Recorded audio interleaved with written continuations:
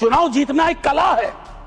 हो सकता है ये इस कला में आप निष्णात हो, लेकिन सर मैंने कहा तो मैं चोट नहीं पहुंचाऊंगा, लेकिन चुनाव जीत जाए और देश हार जाए, देश टुकड़ों में बट जाए, गलियों गलियों में नफरत की फसल हो, ये कौन सा वंदे मातरम है? ये कौन सा वंदे मातरम है? सर आजकल ऐसे लोग बहुत तरक्की कर रहे हैं जो ये कहते हैं कि समंदर ने आज मुझको पहली बार देखा। ये नहीं कि मैंने समंदर को पहली बार देखा। मेरा इतिहास बोध 14 से पहले का है, 14 के बाद का नहीं है। जय हिंद, वंदे वंदे। माननीय वाइस चेयरमैन साहब, ये बिला वजह नहीं है कि वर्षगांठ में एक शब्द है गांठ और सालगिरह में एक शब्द है गिरह। तो ये गिरह और गांठ को समझे बगैर 150वीं साल का उत्सव गान, उत्सव मैं समझता हूं आधा अधूरा होगा, बेईमानी होगी हम सबके बिहाफ पे। मैं क्रमशः कुछ बातें आपके समक्ष रखूंगा, कोशिश करूंगा कि मेरी बातों से किसी को कष्ट ना हो। इसलिए नहीं कि मेरे पास कष्ट पहुंचाने का कारण नहीं है, बल्कि इसलिए कि कष्ट पहुंचाने में ही इस देश की ऊर्जा जा रही है। जिन ओहदेदारों को मलहम लगाना चाहिए वो नमक की बोरी लेके जख्मों पे छिड़कते हैं। तो इस परिपाटी को बंद करने की चेष्टा होनी चाहिए। मुझे स्मरण है कि कई साथियों से जब बात होती है, सत्ता पक्ष के भी हैं, वो भी ऐसा ही विचार रखते हैं। गर्व की बात है कि क्योंकि ये गीत हमारी सांस्कृतिक और भावनात्मक एका पहचान का प्रतीक। बंगाल में लिखा गया लेकिन सरहद पार कर गया, सिर्फ इसलिए नहीं कि इसके बोल बहुत अच्छे थे। इस गीत के स्पिरिट को देखिए, इस गीत का स्पिरिट बंगाल से पंजाब पहुंचता है, जहां इसको जानने वाले लोग नहीं थे, इसके शब्दार्थ को, भावार्थ को समझ रहे थे। इसलिए मैं कह रहा हूं कि विविधताओं के बावजूद बहुलवादी संस्कृति इस देश का हिस्सा रही है। हम ऐसे ही पले बढ़े हैं। कोई नुक्कड़, कोई गली, कोई गांव नहीं है जहां हमने हिंदू, मुसलमान, सिख, ईसाई, नास्तिक ना देखे हों। आजादी की लड़ाई में सबका योगदान, हिंदू, मुसलमान, सिख, ईसाई और नास्तिक भी। अपने जीवन के एक बड़े हिस्से में मैं भी नास्तिक, जब मैंने भगत सिंह को पढ़ा, मैं नास्तिक क्यों, तो मुझे गर्व होता था कि भगत सिंह वाली परंपरा। एक चीज मैं इससे पहले कि कहूं, एक महत्वपूर्ण चीज कहना चाहता हूं। मैं इस सदन में जितनी बार बोला हूं, नेहरू जी जरूर यहां चर्चा में आते हैं। जवाहरलाल नेहरू। सर मैं कांग्रेस का नहीं हूं, लेकिन अपने को नेहरूवादी मानता हूं, गांधीवादी मानता हूं, अंबेडकरवादी मानता हूं, और परस्पर विरोध नहीं है। इनका तब के वक्त में विरोध था, लेकिन मैं आज कह रहा हूं अगर कोई ऐसी व्यवस्था हो कि ये पृथ्वी पे आएंगे ना, तो एक मोर्चा बना लेंगे एक साथ मिलकर। आज की हकीकत के संदर्भ में मैं क्यों कह रहा हूं, एक छोटी चिट्ठी, आजकल चिट्ठियां पढ़ी जा रही हैं सर, लेकिन चिट्ठियां पढ़ने में लोग थोड़ी बेईमानी कर रहे हैं। सेमीकोलन के बाद का हिस्सा पढ़ते हैं, पूरा पत्र नहीं पढ़ते हैं। अमृता शेरगिल जी जवाहरलाल नेहरू जी को लिख रही हैं, यह है नवंबर 6, 1937। सर गौर कीजिएगा, बहुत प्यारी खूबसूरत चिट्ठी है। यह चिट्ठी कहती है, उनकी किताब मिली थी आत्मकथा।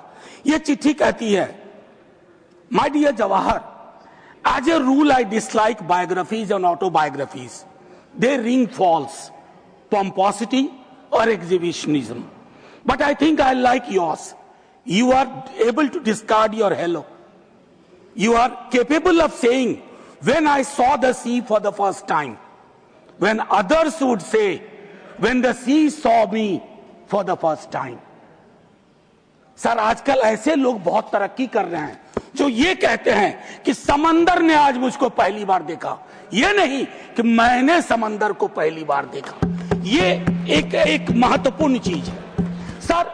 ध्रुवीकरण आज के हमारे जीवन का हिस्सा बन गया। क्या बंकिम बाबू ने यह कल्पना की थी, उस महाकवि ने यह कल्पना की थी कि देश इतने टुकड़ों में बंट जाएगा? पार्टीशन से ज्यादा।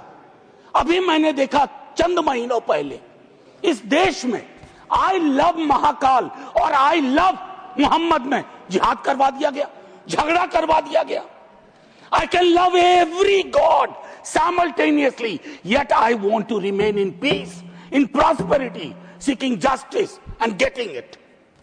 ये रवायत क्यों खत्म हो रही है सर? येन केन प्रकारेण चुनाव जीत जाए, मैं बधाई देता हूं।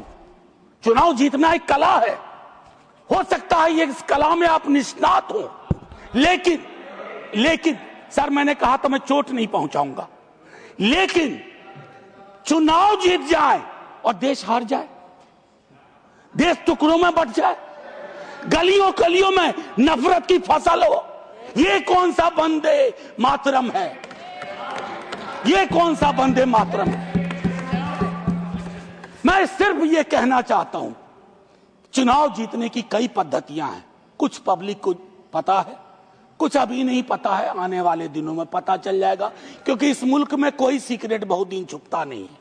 लेकिन एक चीज जो सबके सामने उजागर है कि आप चुनाव के वक्त, चुनाव से पूर्व, चुनाव के दौरान आप किस प्रकार की जुबान बोल रहे हैं। सर मैं जानता हूं जब तमाम हमारे सीनियर साथी लोग, मंत्री लोग एक दिन तो पब्लिक लाइफ छोड़ के जाएंगे, मैं भी जाऊंगा छोड़ के सर, मैं भी छोड़ के जाऊंगा, लेकिन मूल्यांकन करूंगा मेरी बातों ने कितनों को चोट पहुंचाई है, कितने घर में दीवारें खड़ी कर दी, कितने गांव में तकसीम जैसे हालात कर दिए।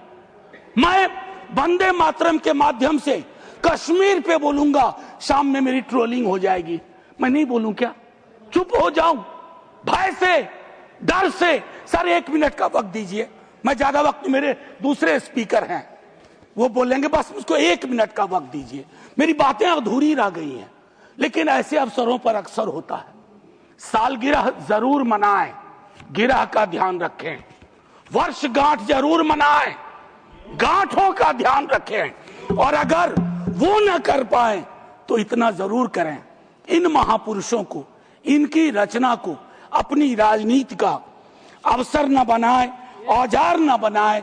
और एक आखिरी टिप्पणी करूंगा, पहले भी कह चुका हूं सर, इस सदन में पक्ष विपक्ष दोनों तरफ महापुरुषों को याद करने वाले लोग हैं।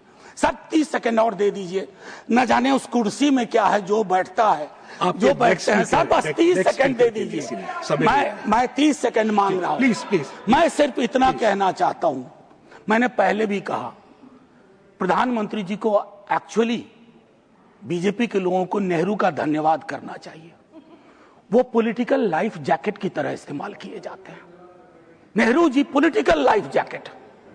इसलिए कल सदन में एक नेता ने कहा, मैं आज यहां दोहराता हूं, एक दिन तय करिए और तय करिए कि मुकदमा हो। आप भी जिरह करिए, हम भी जिरह करें। मैं इतिहास का छात्र हूं, दिल्ली आया था एमए हिस्ट्री करने, धारा थोड़ी बदल गई, लेकिन आज भी इतिहास को संदर्भ में देखता हूं।